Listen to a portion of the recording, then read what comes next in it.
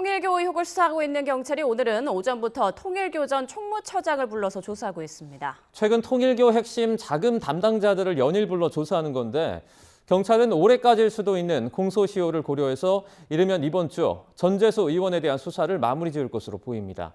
현장에 있는 취재기자 연결합니다. 윤태인 기자. 네, 경찰청 국가수사본부입니다. 네, 경찰이 통일교 재정 담당자들을 잇따라 부르고 있죠.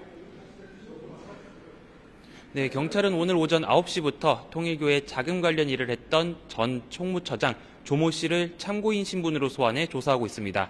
조사 중간 잠시 점심을 먹으러 나온 조 씨는 오전 조사에 어떤 질문이 나왔는지 등을 묻는 취재진에게 정치 후원금 자금 집행과 관련된 내용이 나왔다고 답했는데요. 직접 들어보겠습니다.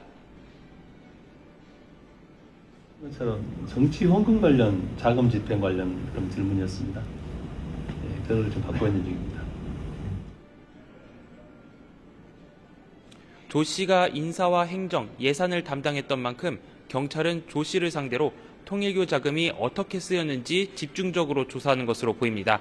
조 씨는 윤영호 전 통일교 세계본부장의 아내이자 전 재정국장이었던 이모 씨의 상사이기도 한데요. 경찰은 앞서 어제 이 씨도 불러서 조사를 마쳤습니다. 전 재정국장 이 씨는 김건희 특검이 통일교로부터 1억 원을 수수한 의혹을 받는 권성동 국민의힘 의원을 기소할 때도 주요 증거인 현금 사진을 가지고 있는 등 통일교 로비 의혹의 주요 창구로 꼽힙니다. 전재수 의원에 대한 조사는 진행되고 있습니까?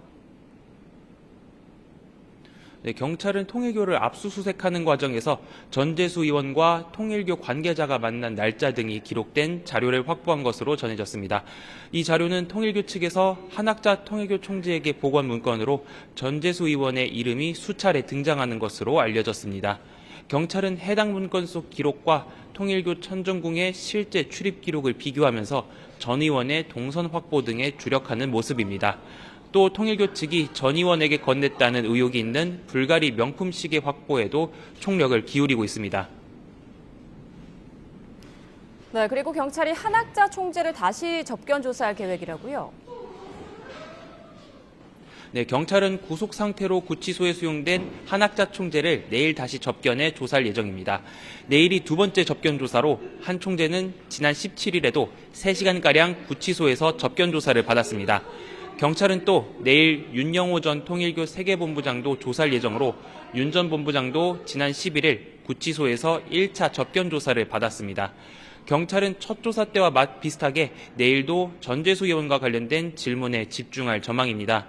이르면 이번 주 공소시효 문제가 있는 전재수 의원에 대한 수사 윤곽이 나올 수 있다는 전망이 나오는데 경찰은 전 의원에 대한 추가 조사도 검토하고 있습니다. 지금까지 경찰청 국가수사본부에서 YTN 윤태인입니다.